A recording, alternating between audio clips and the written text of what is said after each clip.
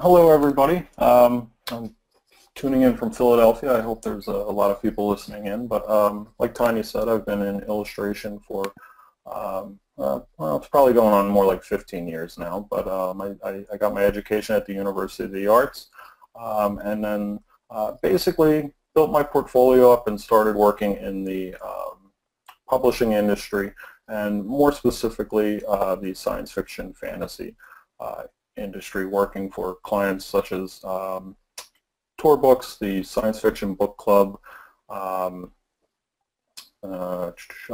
more recently Orbit Books, as well as some gaming companies such as Applebot Gaming, and as well as some others. I've got a couple things planned for today. Actually, I just wanted to show everybody my process. And I've got three things, basically a slideshow on my digital painting process that gives an overview, a video of my overpainting specifically of that process, and then at the end I'm going to do a live demo of how I bring a painting to full color from a black and white, which is somewhat unique in how I work, in that I bring all my paintings up in full value black and white first before moving. So let's get started.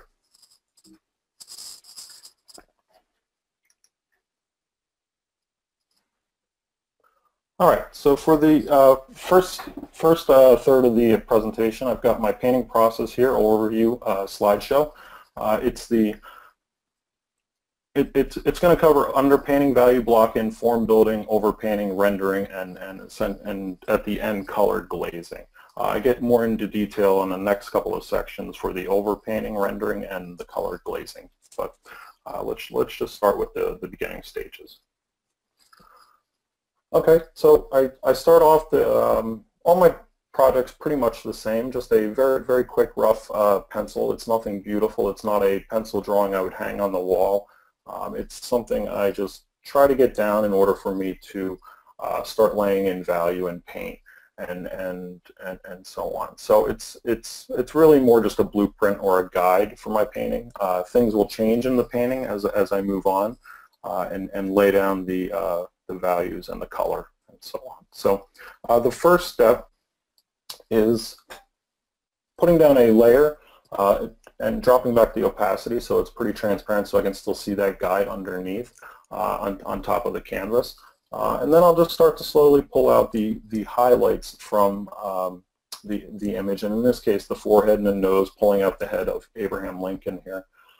And I'm not doing anything fancy. I'm just using a basic eraser brush to get out the highlights. I sort of based my technique off of a pretty darn traditional technique of oil painting that I learned in school and worked in for years. It's just laying down a tone. In oils it would be a transparent oil such as umber or even a sienna maybe. In this case it's just black and white. And then I just erase out the highlights, just like I would with building the basic values in oils. At that point I continue to pull out the highlights again with just a simple basic eraser. And then I go to put in push the darks a little bit as well with an airbrush, or simple soft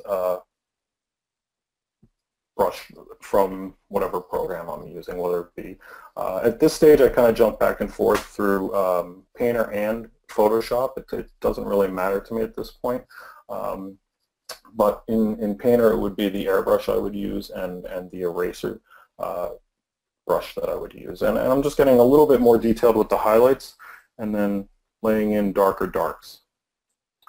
The next stage is basically the same thing, just pushing it even further. So you can see down in the beard and the hair, highlights are coming out from little details of hair. Some of the reflected light in the side of the face are being pulled out. I'm also moving down to the suit, neck, and tie area and just bringing that up a little bit. I don't want the focus down there by any means, so I'm keeping it low-key in terms of lights and darks. But again, just pulling out more highlights, pulling his face out of the darkness or the mid-tone base that it started in. And for the next stage, this is where I really start to have fun. So up until now, it was just kind of blocking it in and setting sort of the groundwork for the I guess I would call it the overpainting process, which from here on is what I'm going to show you the video of next after this, so you can really see how I go about laying down the sort of real thick brush marks. But you can see in the top of the forehead, I'm just painting directly over top of that underpainting.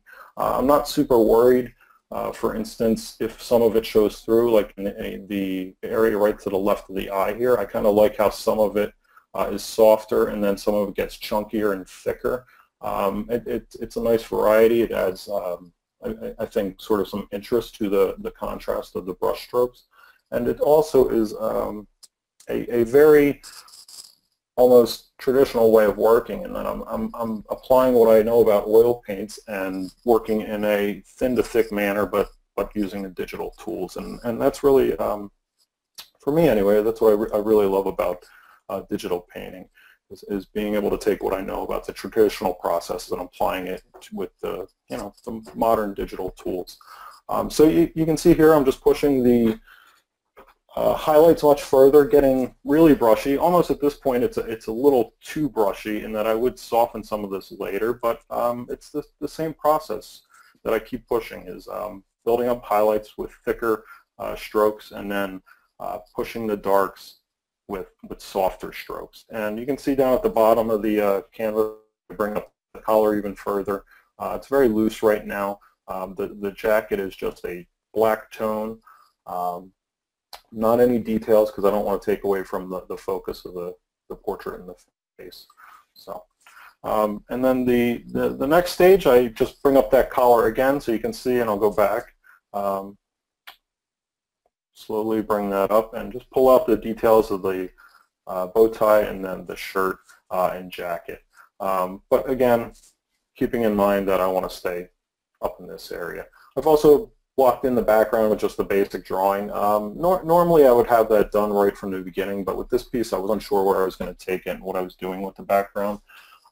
So I dropped in the graphic sort of flat background last minute, but I generally try to get the drawing as close to the finished product as possible, in terms of at least it just being a guide for me to follow.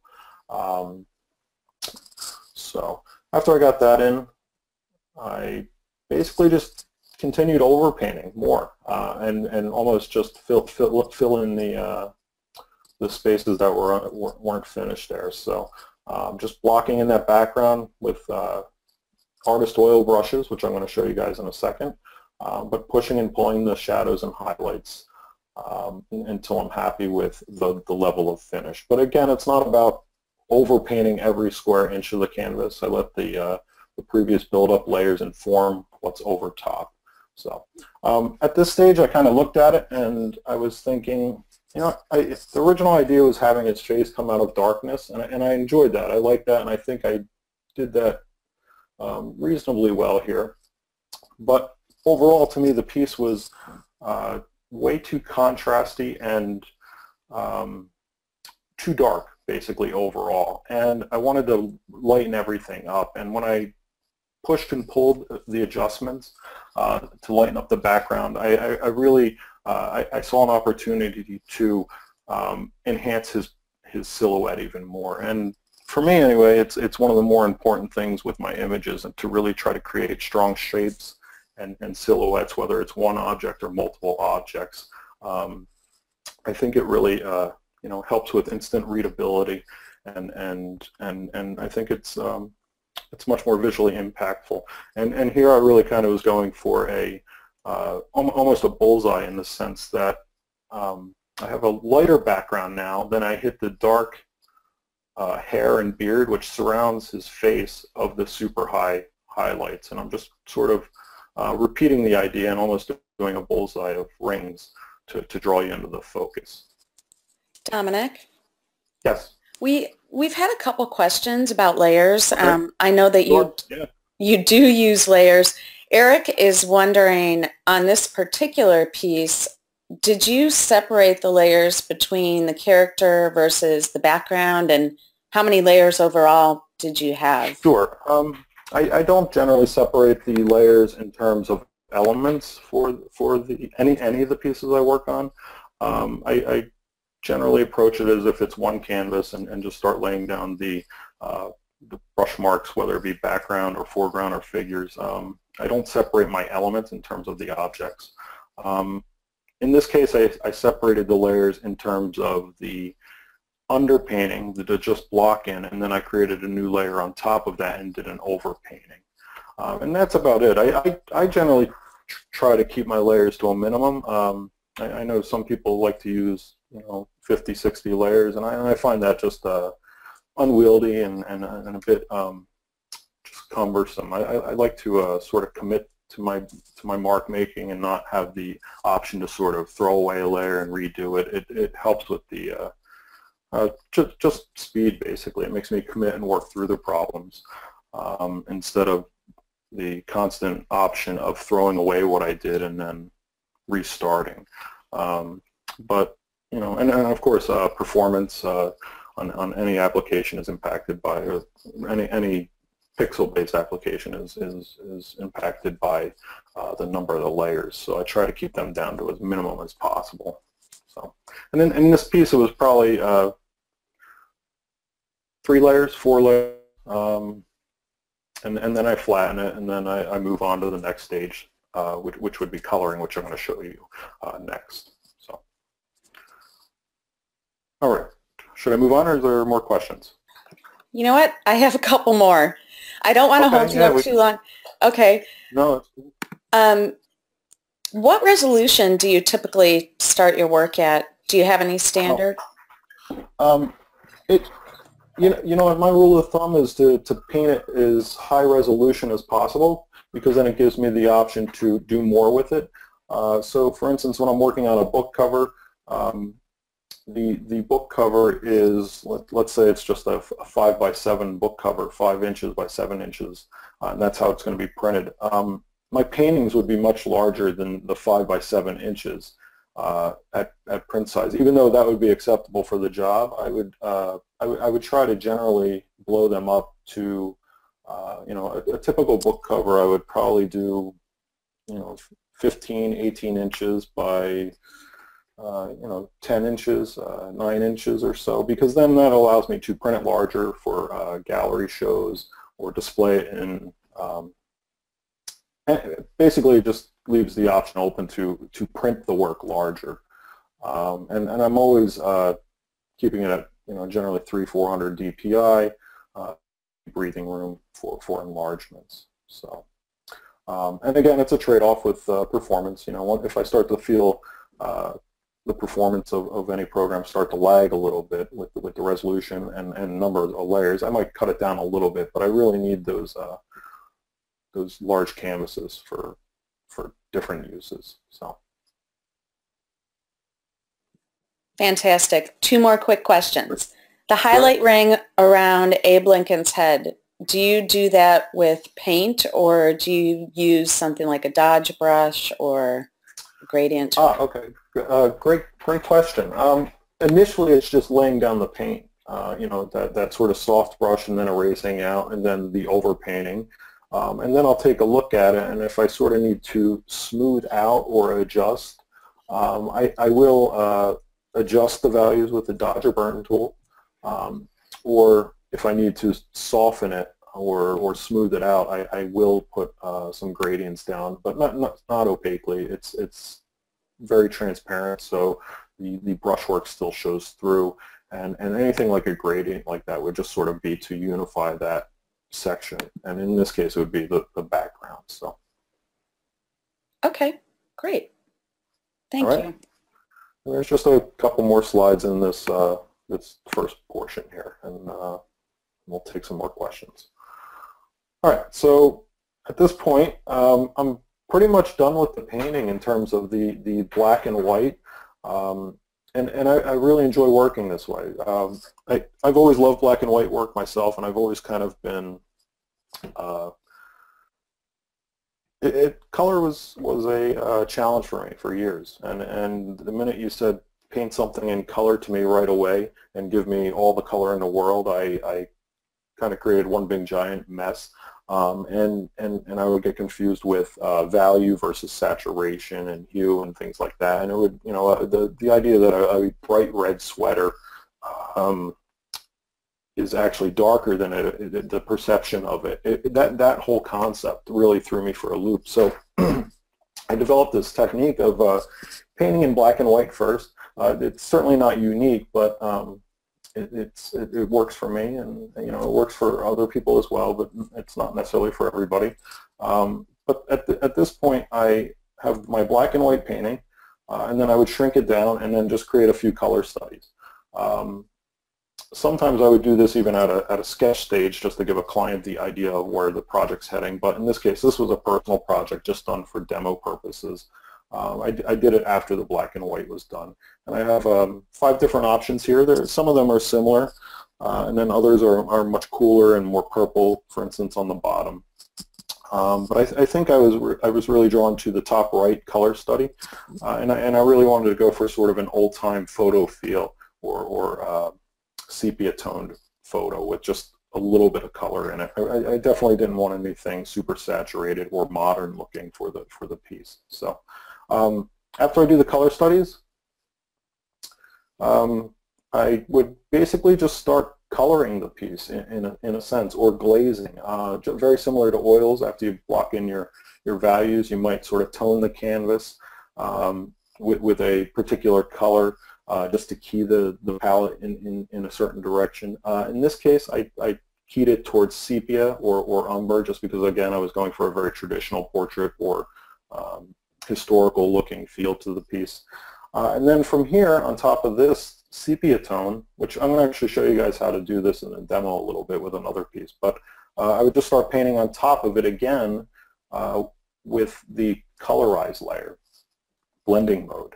And I know this looks like a big jump, and it goes from, you know, basically a black, or in this case brown and white, to full color. But honestly, this stage is pretty darn well, relatively easy, meaning the majority of the work that goes into the piece is 90% building up to here. And then from here to the final color, it's, you know, the last 10%, or even less sometimes in terms of the time. And I'm going to show you how to do that. It's pretty relatively easy, in the sense that most of the work is building the form of value and light, and then these color choices, you'll find that you can really paint things a lot of different colors, and it'll still work as long as your values are still working. So at this point, I just block in the color tones, the local colors, and I take a look at it, and I know there's going to be some adjustment from here. So looking at it now, I probably said, you know what, the highlight on the forehead is way too harsh. It works in a black and white painting, but once we get to these color tones, it's really kind of splotchy and very extreme highlights. And then from there, I would just sort of touch up the painting and paint opaquely over top on a normal blending mode, softening some of the highlights, working on edge quality, softening the edges, pushing, pulling textures, and so on. You know, interjecting a little bit of canvas texture in there, softening some areas, maybe some dodge and burn tools here just to adjust. And then things like, you know, up here I try to indicate just little thicknesses of paint. I think it's so fun to do stuff like this. I think it can be taken a little too far sometimes because it's so easy to do. But I like to add just a little bit of tactile feel to my marks to, again, sort of go back to a very traditional oil painting feel. So, all right. So if there's any more questions up until now, I can tackle those if you like, or I can move on to basically the video of the overpainting process that I can discuss a little bit. I've got a couple questions. Sure. Are the highlights and shadows on different layers? Do you separate that stuff? I don't. Again, I try to keep my layers as minimal as possible. I really kind of generally separate my layers only for stages of the painting, meaning my underpainting stage blocked in, then my overpainting, and then when I move to color, I would have a separate layer. But even at the color stage, I would probably have everything flattened by that point, and then just move on to a new layer in color. I sort of have a fear of a lot of layers, probably. I try to keep it as minimal as possible, but. Okay, that makes sense. And then just a few general questions. So Eric is wondering, do you sketch on traditional paper and bring that into Painter, or do you do everything digitally? No, I sketch on traditional paper, just that basic block-in drawing. It's usually just cheap, the cheap not newsprint, but just cheap sketching paper. If I was to do a drawing just for the drawing's sake, that wasn't going to be digital, I'd do something much more refined, and the paper would be much better quality. But it's just basically a quick blueprint for me to start playing in the paint, and I really kind of find a lot of my I guess drawing in the paint actually. And I kind of correct a lot of that very rough sort of blueprint drawing in the beginning. So once I get in with the brushes, but the very initial line work is just on pencil and paper. Okay, and two more. Do you what resolution do you create your documents at? Resolution. 300. Yeah. Generally, it's different for each project, but I try to go as large as I can. So a good rule of thumb for me would be, if I'm working on a book cover, I would probably be 300 dpi at upwards of 15 inches, maybe, on the longest dimension. And again, it's not that that's needed for the book cover. It's that extra sort of resolution is there if I need it. So for instance, to print a large print for a gallery show, or any other purpose other than the typical paperback size. Because a good rule of thumb is you can always shrink down, but you can't necessarily enlarge past the point if you don't have the pixels there from the beginning. Right. And then this one may be a little out of left field for what we're talking about right now, but Mohammed was he's trying to draw using a ballpoint pen. He's wondering if there's anything in Painter that would mimic a pen bleeding, any particular tool, and you can think about that if... Okay, you know what, I don't know the name of the specific brushes off the top of my head. I'd have to hunt around in there, but I do remember there being sort of a good collection of spatter brushes and things like that. Yeah, there's drippy pens, and there's Sure. also always blenders that you could brush over, or you could wet the canvas down. So, and you can you can sort of, if you're having trouble getting the exact marks that you want, you can take one of the brushes that are close and then customize it from there, and do a pretty good job that way. So. Okay, well, I will let you move on from here. Okay, great. All right, so for part two, this is just a couple of slides that show the key tools I'm using for that middle sort of process of the painting.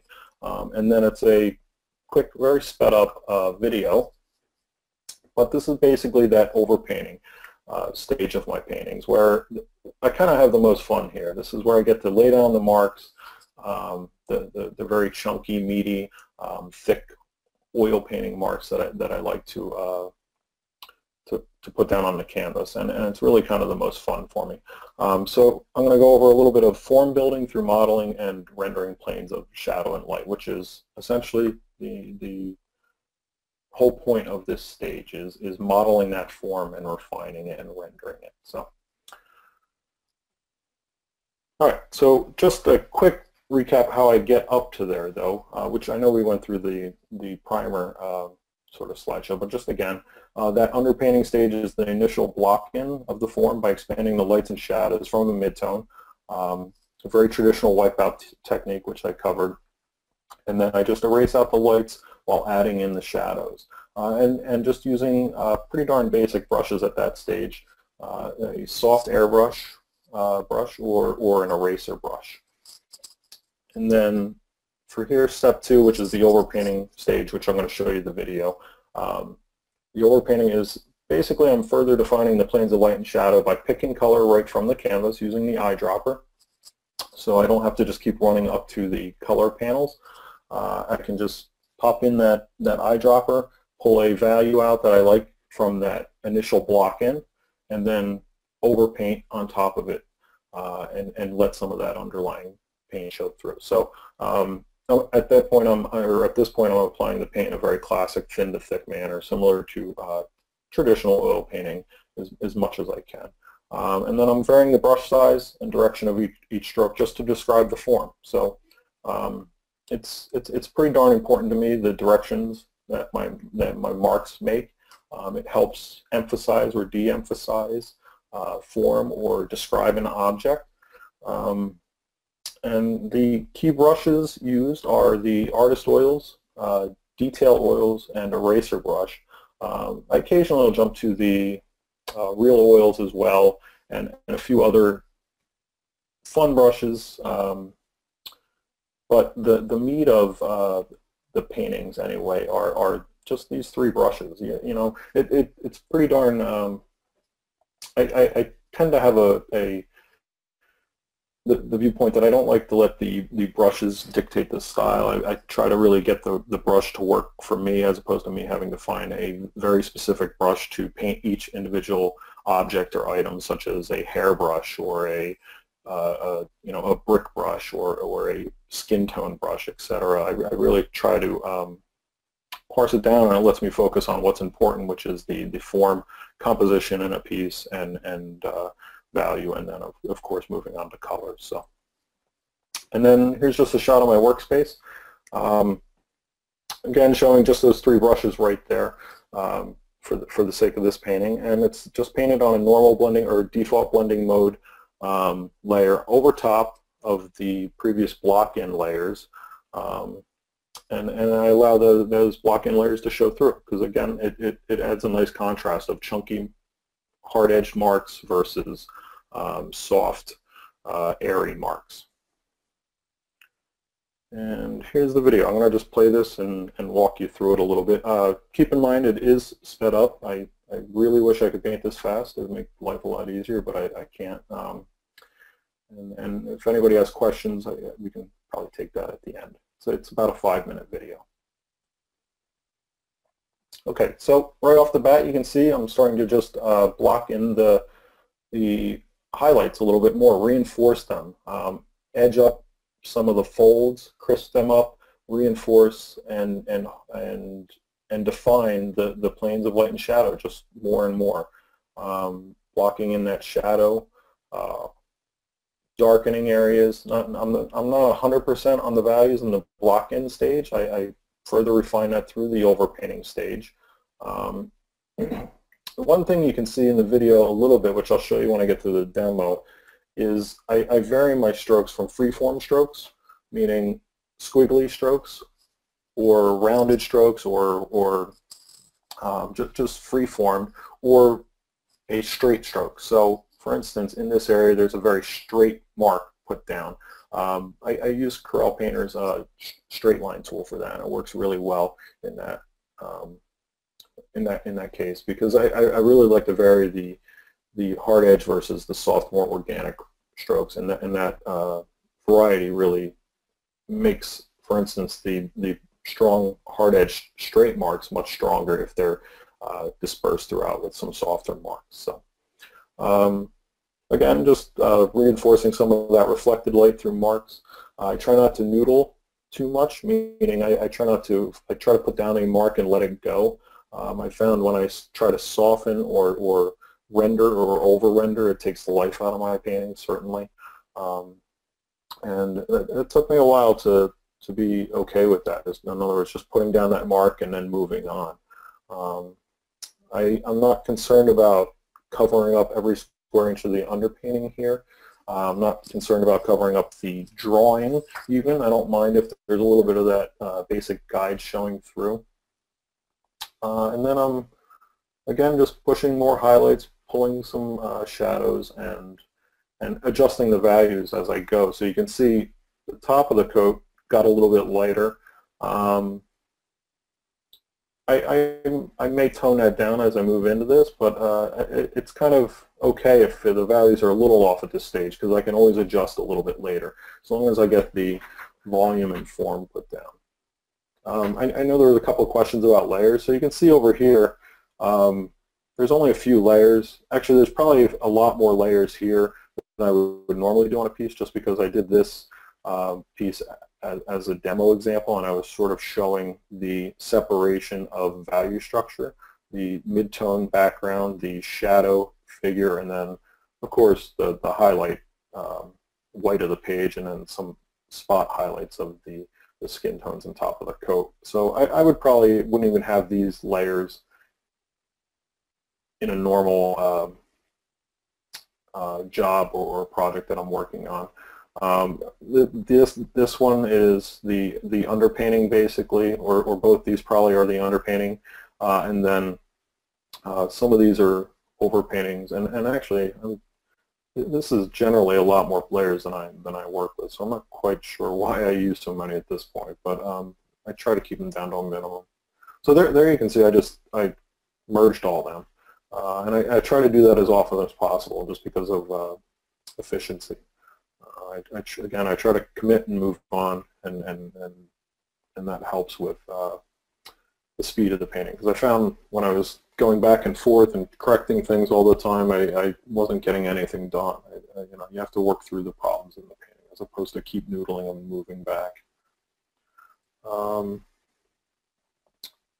you can see on the pants there, the pants is still the underpainting with the drawing showing through with a little bit of highlights, but the coat is really starting to render and take form. And I'm just picking, I'm not going up to the color panel here. I'm just picking the values right out of the painting. So if I need a highlight, for instance, that's about this level down on the bag here, I would pick it up in here and then just paint it down here. It saves so much time just using the eyedropper tool than going up to the color panel.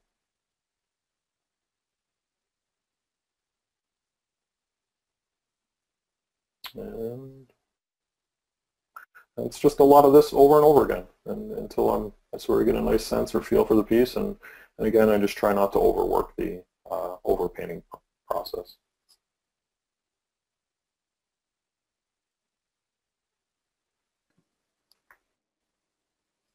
Do you ever use any kind of masking? Masks, yes, actually, for refining my selections, basically. And I can show you some of that in the demo, but I will use masking for, in that piece, for instance, it's I masked out the silhouette of the figure to really define that, because that was so important for me. And then I save the selection and keep recalling it later on throughout the painting. And while I guess technically I wouldn't have to use masks to do that, I could refine the selection without using them. It makes it a world, it just makes a world of difference, and it's a lot easier and much more detailed selections by using them. So we do have some questions, but they're all about your process. So I'm going to let you go ahead and do your demo, because I think a lot of this will probably be addressed during your live painting. Okay, absolutely. The live painting is just basically the color portion of the painting. So, but let's move on. So, and finally, so the last stage of my painting, as you can see, I bring up the full painting to black and white. And then I start thinking about color, or think about color just very generally in the beginning, but I'm not usually thinking too hard about, for instance, how dark or light to make the area because it's going to be a certain color. I generally make the painting a good of black and white painting as I can, and then I'll start to put the color information in, and then of course adjust it as needed. So in this stage of the painting, I go over, in this stage of the, sorry, I'm just organizing my tablet here. I'm trying to get it in the workspace. And at this stage, I'm going to go over digital color glazing. and it's basically going to be picking color, harmonious colors, gamut masking, which are what these are. I'm going to go over that because they're really a very powerful tool to use for thinking creatively about color. And then finally the digital glazing, which is very similar to working in oils, where you lay down your values and then key the painting with color and then further refine it. So, all right, let's see.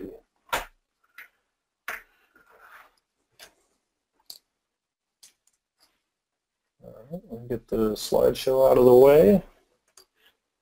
And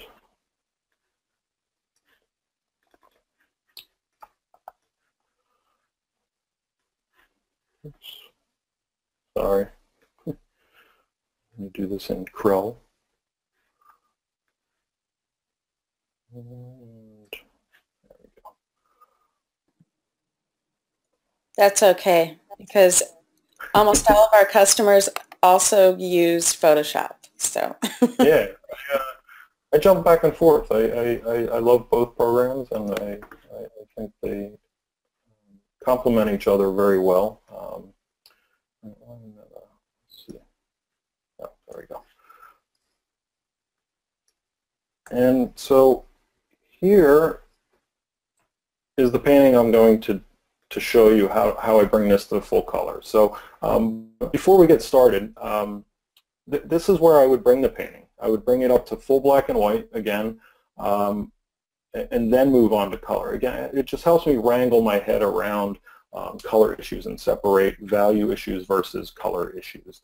And 99 times out of 100, if there's a problem in my painting, it's because of lights and darks. It has nothing to do with what particular color, whether it's this purple or that purple or this green or that green. It has nothing to do with it. It has to do with how light or dark sorry, up or down, the light or dark the particular color is. And that's what this method has really helped me wrangle in. But first I want to talk about something called gamut masking. And I first heard of it, I think probably James Gurney, who's I think a really amazing artist, who I've been a fan of for years.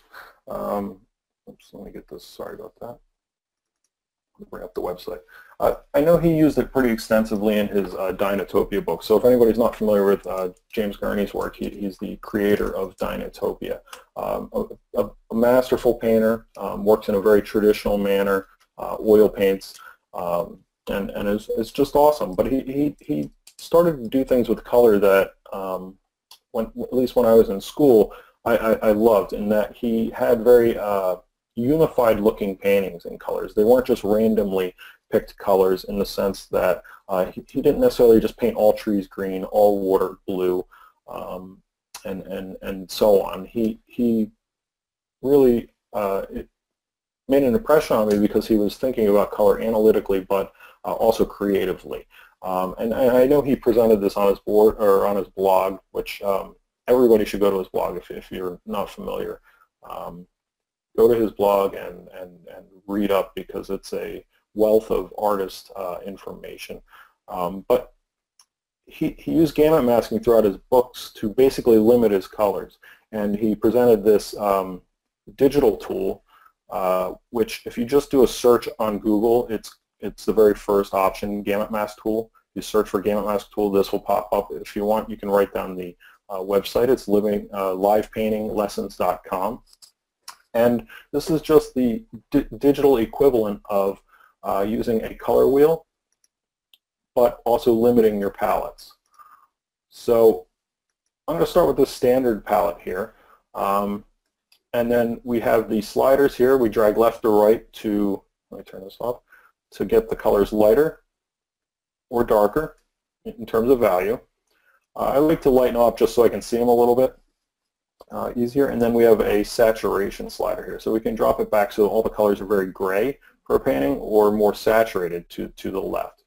And then where this comes in really helpful is you can select these shapes, all different types of shapes. Now, I believe they correlate to specific color theories, such as triadic, monochromatic, complementary, etc. I'm not going to go over what all of those are, but just if you'd like to research that a little bit more, you can. You can certainly find the information online.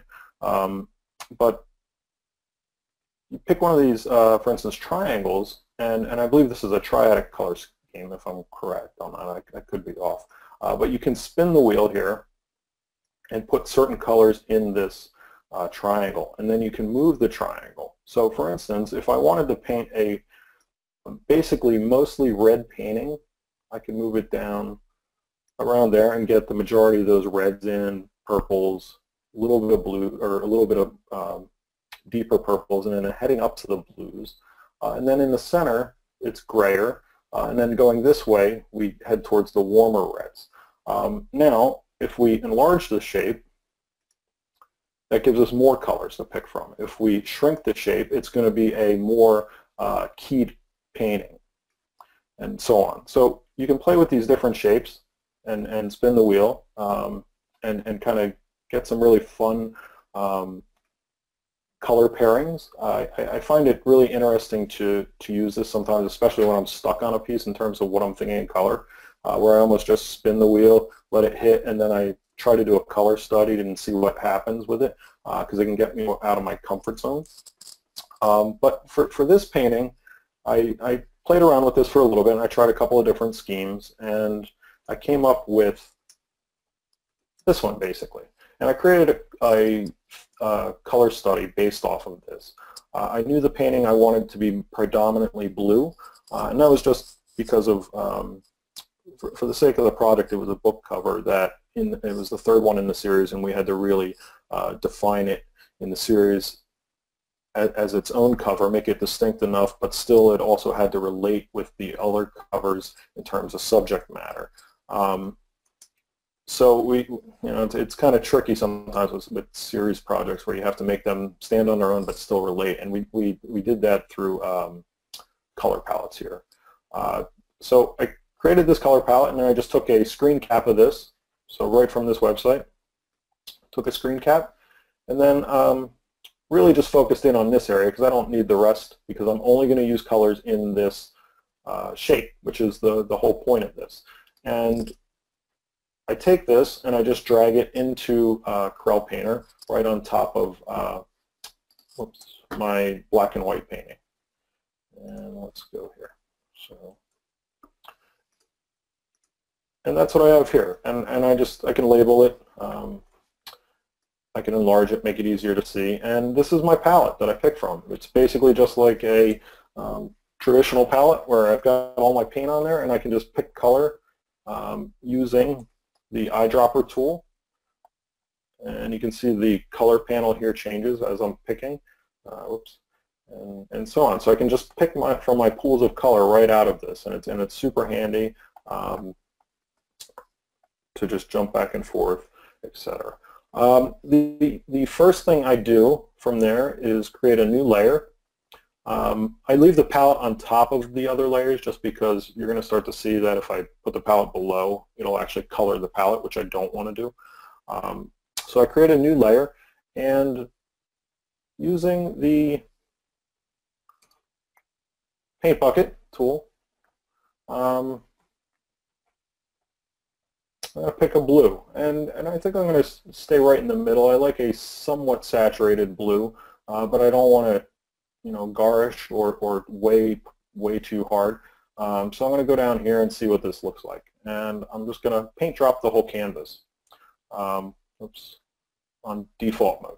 So you can see here on default mode, which is the mode that the layers are always starting at, it just covers up my entire black and white painting, which isn't very useful. I put all the work into the black and white and drawing and the values. I need to see that through. So I turn that on, and after I drop the paint bucket down, if I just turn that to colorize, so right here, colorize, and there's plenty of other blending modes here, and if I select colorize, it colorizes the entire canvas below this layer, but it doesn't alter the values. And if you play with it a little bit, you can see if you hit multiply. I know a lot of people use multiply layer, which is great for some instances, but for this case, I don't want to use that. It'll change the values, so it's darkening the values there. I want to keep all that work I put into perfecting the values, and I go to colorize. If you're using, I know Photoshop has a similar blending mode. They call it something different. It's color mode, but in Corel Painter, it's colorize. So basically just tone the canvas blue to start, and then I want to expand out from here. I don't want the painting to just stay obviously this one color. I want to add some of these other colors throughout the picture to slowly start to expand. And in this case, I probably create a new layer just because I like to keep my keyed layer separate. And then I create another layer. I can use any brush. I have a couple of favorites for my color work, and it's a detail oil brush. There's an airbrush. They're usually softer edged brushes, and you'll start to see why in a second. So first off, I'm going to start to paint the headdress, and I'm thinking maybe a purple color, but I can always change it later. So I start to paint this purple over, and it just obliterates the headdress, all that work. Again, I have to turn that to colorize. Oops, reverse that, colorize. And you can see there,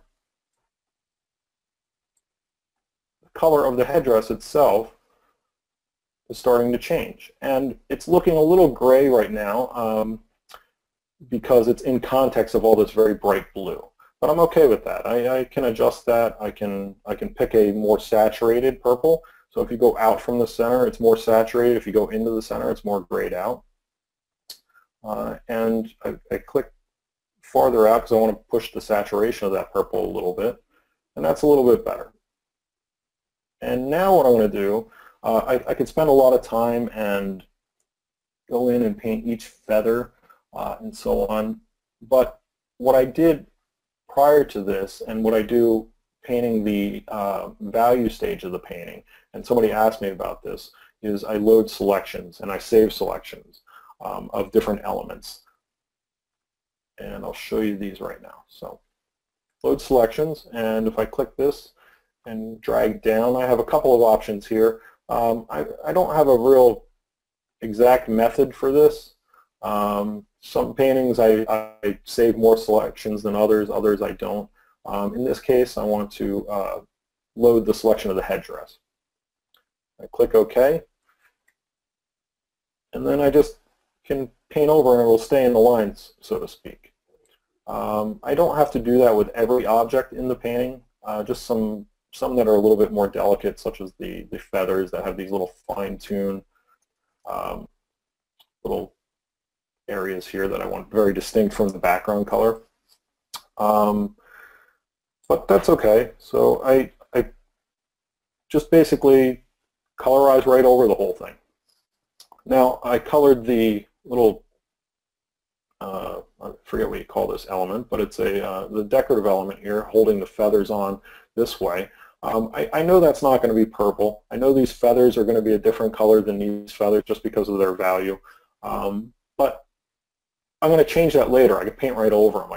I'm concerned about just knocking in that basic color first. Now let's see if I can make it a little bit more saturated. There we go. That's what I like. So I really want to pop his head off the background. And right now it's not doing that because the blue is so saturated. But once we get into there more, it'll definitely work. Next up, I want to block in the lizard skin tone. And I'm going to go with your very traditional green.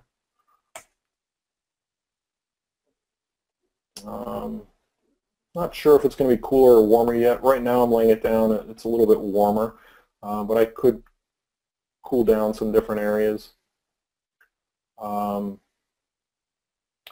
not being super, notice I don't have any selection loaded this time. I'm not being super neat with it because I don't really mind if I have some, I guess you call them holidays in my overpainting. Meaning, let me turn this to a normal layer so you can see it.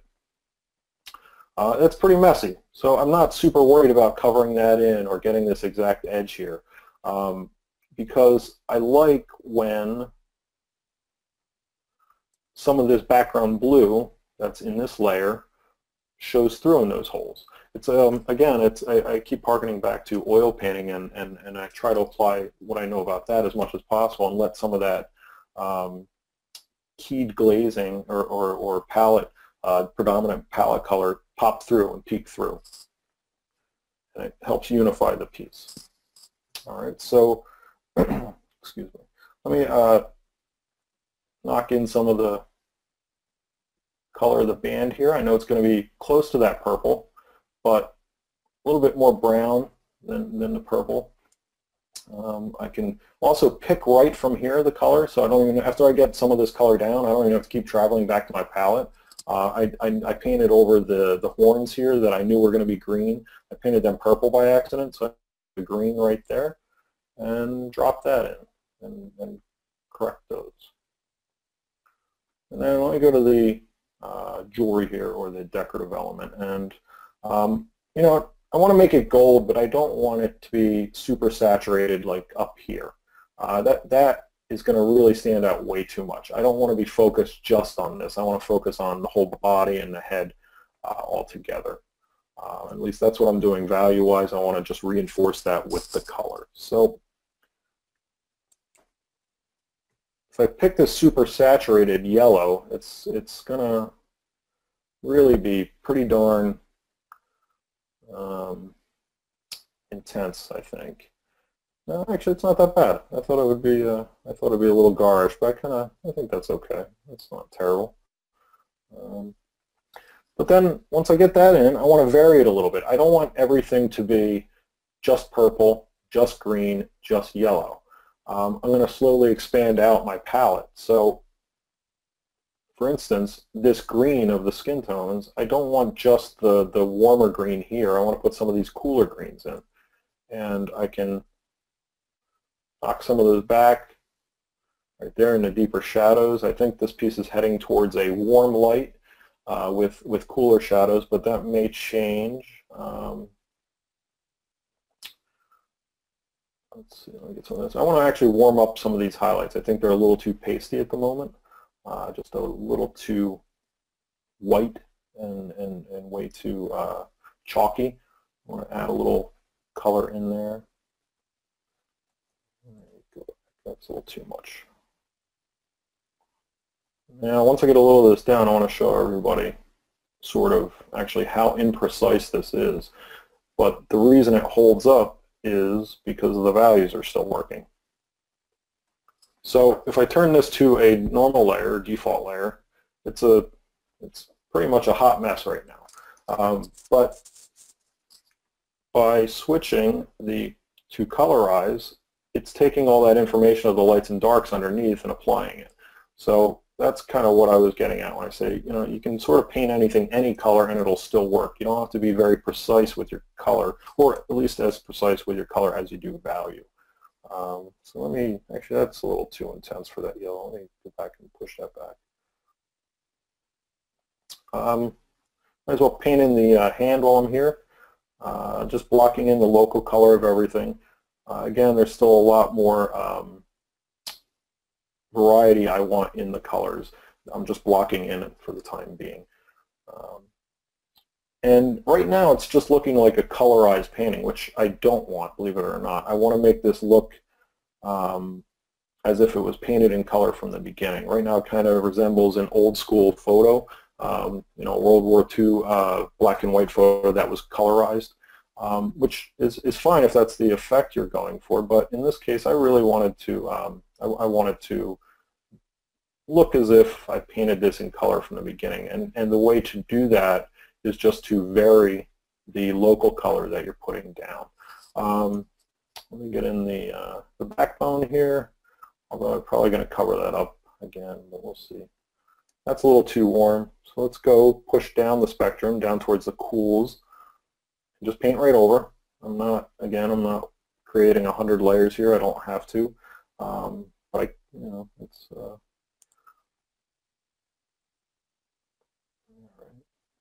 I like that.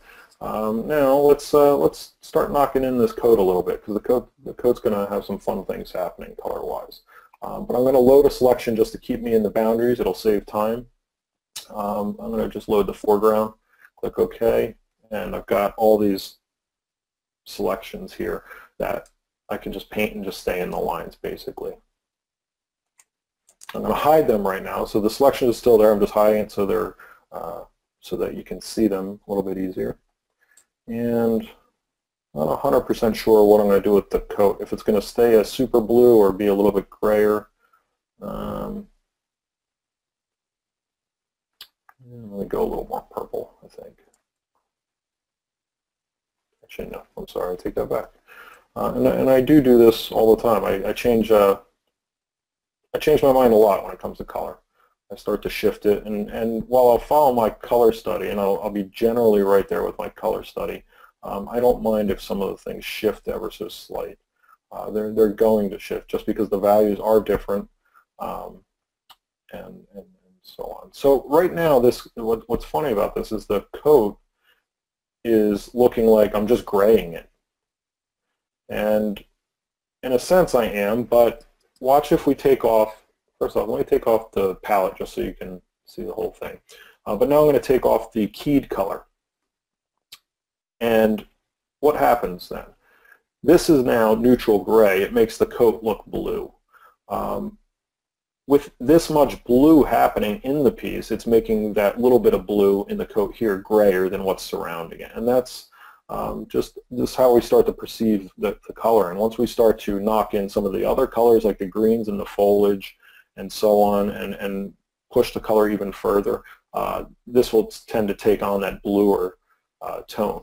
But for right now, I want to just push the lights a little bit and expand out. I want to warm up the highlights, so we started with these blues for the coat, but I want to go warm, but I don't want to go towards the greens warm. I want to go towards the pinks. I want to give it a nice little soft pink lighting on the back of the coat, and I would go down here. I still want it to be relatively low saturation and just kind of hit the lighter areas and push those through color. I have to be careful that it doesn't match the headdress. I certainly don't want the exact purple there. And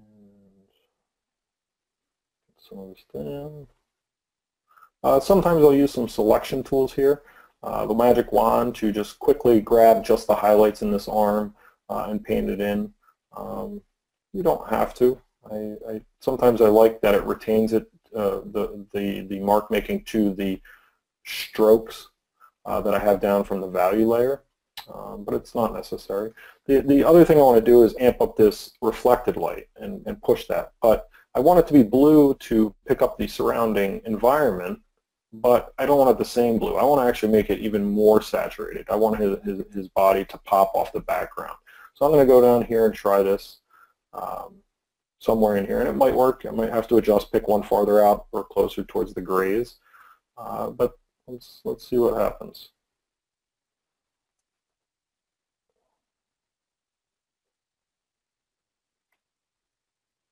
Yeah, that's not quite bright enough for my. I like to really push the saturation sometimes in these reflected lights. There we go. And it's not looking as saturated as I want just because this blue here is so saturated. So let me knock that back.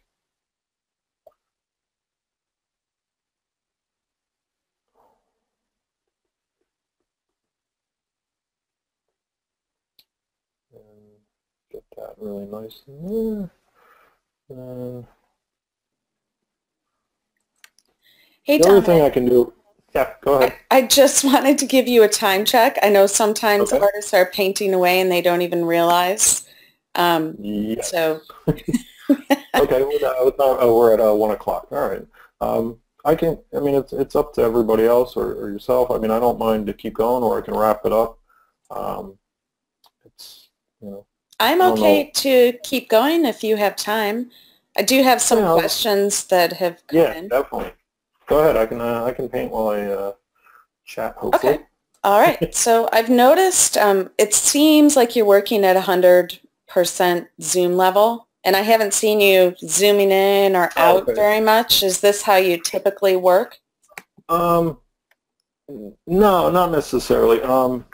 Well, for the color stage, I do probably, at least right off. So for instance, while I'm blocking in the coat, blocking in the headdress, blocking in the face, the coat, the grass, the can, everything. Once I get the basic colors down, I'll then go in and detail more. So for instance, I'll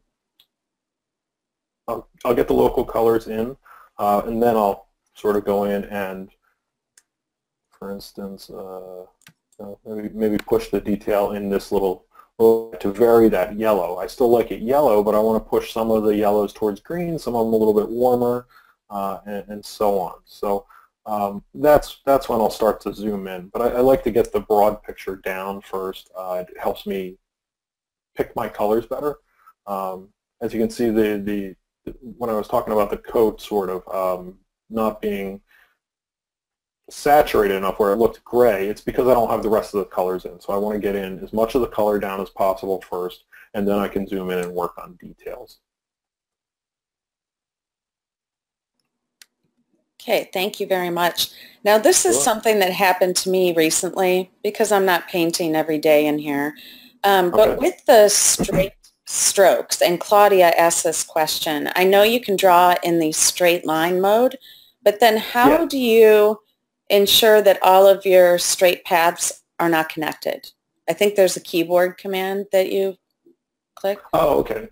Yeah, thank you. Great question. I actually wanted to show you guys that right away, but then I dove into the color. So just for the sake of example here, on a normal layer, I'm going to show you the straight line stroke and the freehand stroke.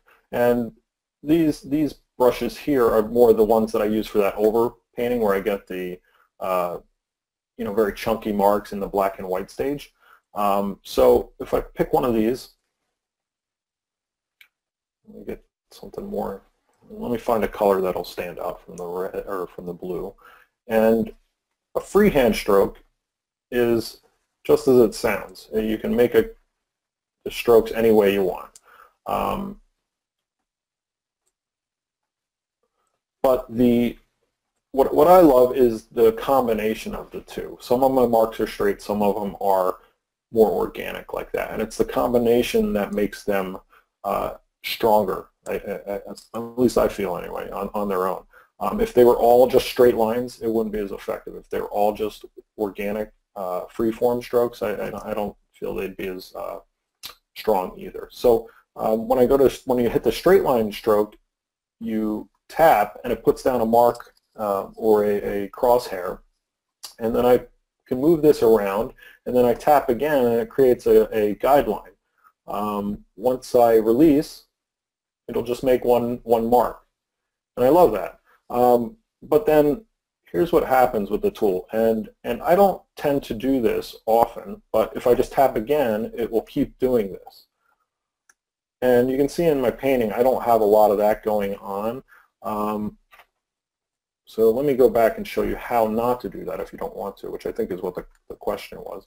So if I have the straight line tool selected, I tap down. The keyboard shortcut for straight line tool is V. The freeform tool is B, and they're right next to each other on the keyboard. So instead of doing this, I hit V, tap, V, tap, tap, and then I have to sort of reset the tool by hitting the V button again if I want to keep continuing those marks. Or I hit the B button, and then I can just make a freeform tool, straight line, freeform, straight line, etc. Does that answer the question? Yes, it does. Thank you. Okay, great. There's also been some questions just about Photoshop and what do you use Photoshop for? And did you happen to create the masks that you loaded in Photoshop or in Painter? I've done them in both. For this particular painting, I honestly don't remember in this particular painting, but I can jump back and forth between both. What I use Photoshop for is a lot of the blocking in stage in the beginning, and then a lot of the adjustments at the end. You can see a lot of the overpainting stage that I showed. That's being done in a lot of Corel, just because I really love these particular brushes that Corel offers, and they really tend to mimic real world media, which is something that I always strive for myself, and that's why I love them so much. The other thing I do sometimes in Photoshop is coloring stage. I can jump back and forth between Painter or Photoshop with this stage that I'm working in now. So it's definitely a symbiotic relationship. It's definitely mutual, and I jump back and forth between the two programs. So.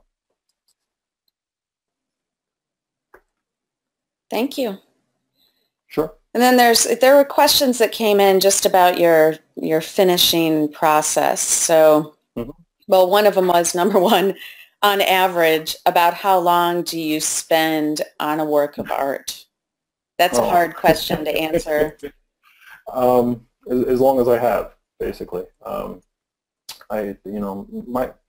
of my paintings are ever done. I kind of just put them down and move on.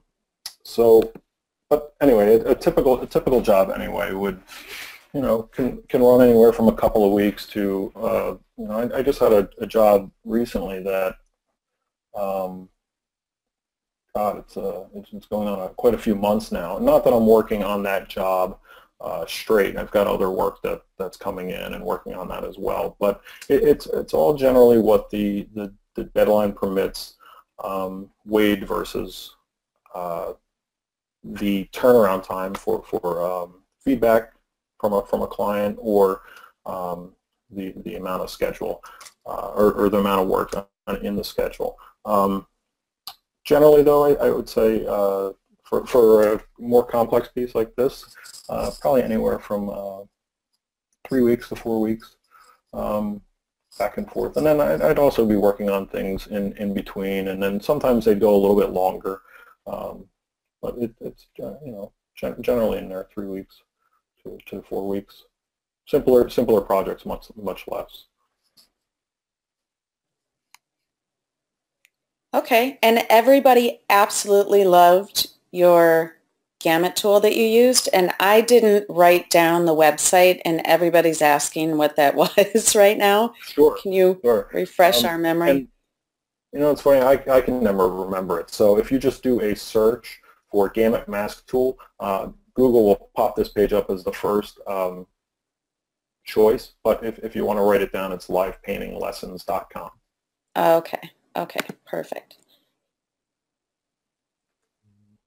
Now, once you're done, because you have a traditional art background, if you were going to present these in a gallery show or something like that, would you paint over your printed canvas with traditional media? I haven't yet. It's something I've experimented with. I'd love to do it. I'd really love to do that, because as much as I love digital painting, I still jones a little bit to work in oils here and there, and I do plein air paint from time to time to sort of, I guess, get your traditional oil fit, to get my traditional oil fix. But it's something I've been kicking around is mounting this on canvas and then painting over. I know there's a couple of artists out there that do an amazing job at it. A good friend of mine, Dave Seidman, he actually just started to venture towards the fine art world, and is doing that quite extensively. I know Dave Seeley does it quite a lot, and he does some damn impressive gigantic oil painting. So he'll first do his digital painting, for instance, a comic book cover for a client, maybe a Star Wars painting, and he'll turn that project in, get paid for that, but then he'll go and enlarge it, mount it, and paint it in oils on top, and then sell that to a collector as a one-off special, or just a one-off painting as an original painting, and it's great because I think for myself anyway, it would do a couple of things. It would first essentially double a revenue stream. It could potentially, but also it just it would give me a chance to jump back into tactile painting, and it's something I do miss quite a bit. But you know, I have fun digital painting as well. So anyway, it's something on my back burner that I want to try. I just haven't had the chance to yet. Yeah, it's interesting. I know a lot of our painter masters, they're doing that nowadays, and some of them actually teach classes on it. So. Oh, really? Wow. Yeah. Awesome. I certainly wish it was a little more accepted in the fine art world, but well, that's all right. I hope we'll get there with that. And then another question about finishing your piece off. Do you ever use any sharpening filters in the final stages, like maybe when you take it back to Photoshop? No, not at all. No? Or yeah, you know,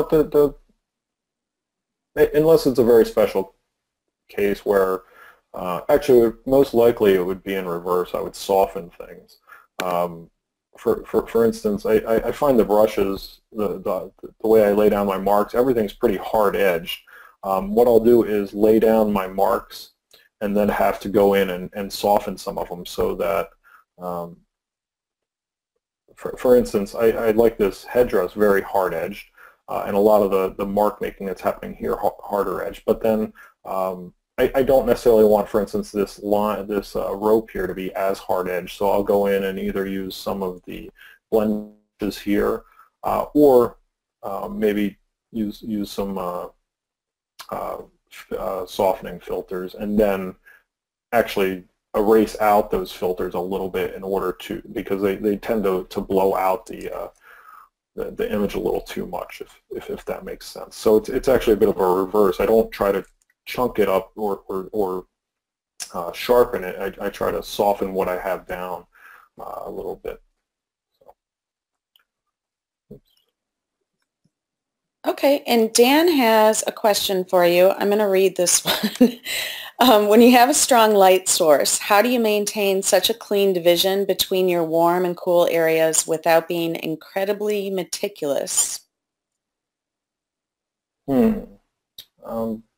Could you actually read that one more time? Yeah. Okay, so I kind of dropped the end off there. So when you have a strong light source, how do you maintain such a clean division between your warm and cool areas without being incredibly meticulous and having to mimic every single brush stroke from your value layer all over again?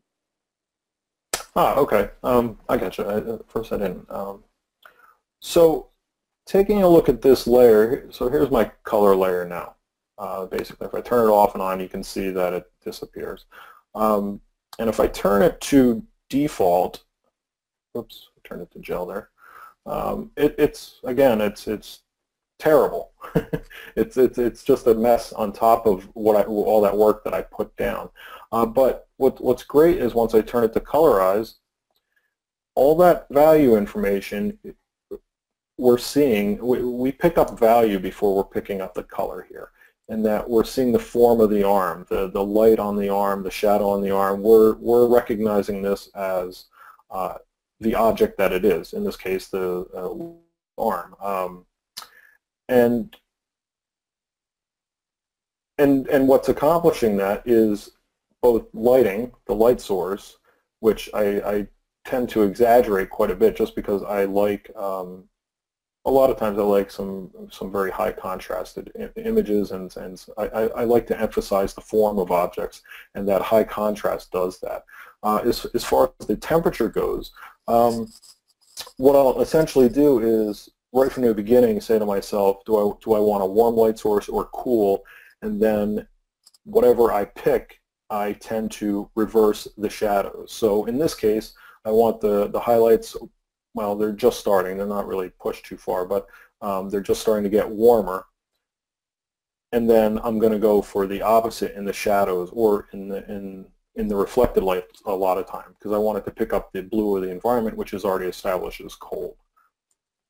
Does that answer it? Now, as far as, I don't try to color each brushstroke, for instance. I try to color the object.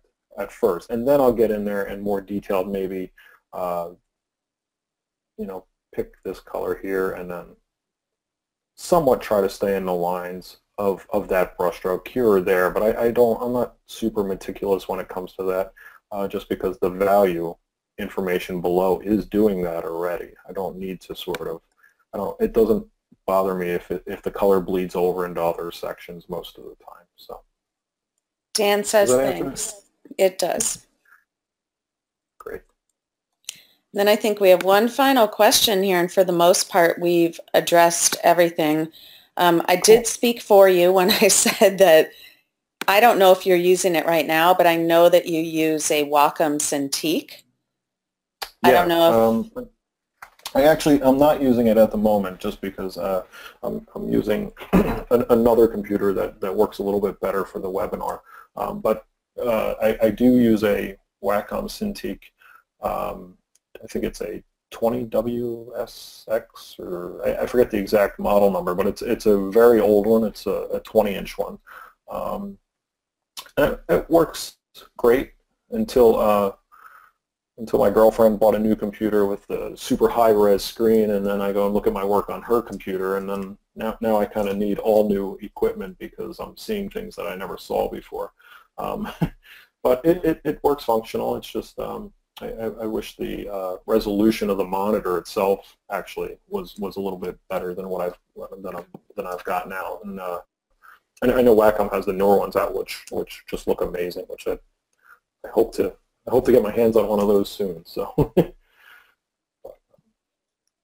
All right, and then do you tend to customize a lot of brushes, or do you use them out of the box? Sometimes.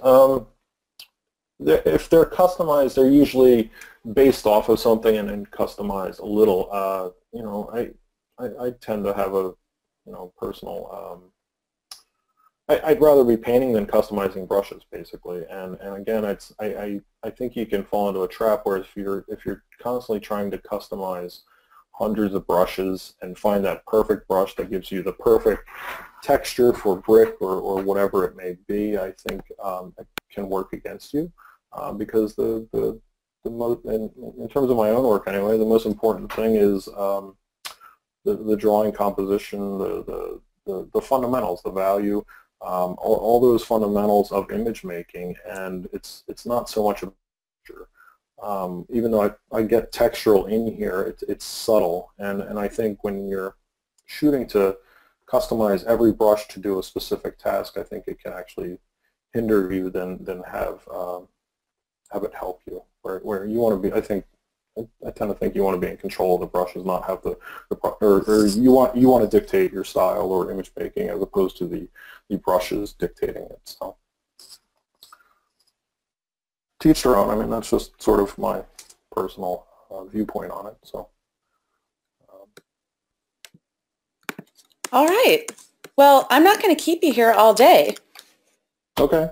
I'm happy because I think we have answered everybody's questions here, and Mohammed is wondering if we're giving consideration to the iPad Pro.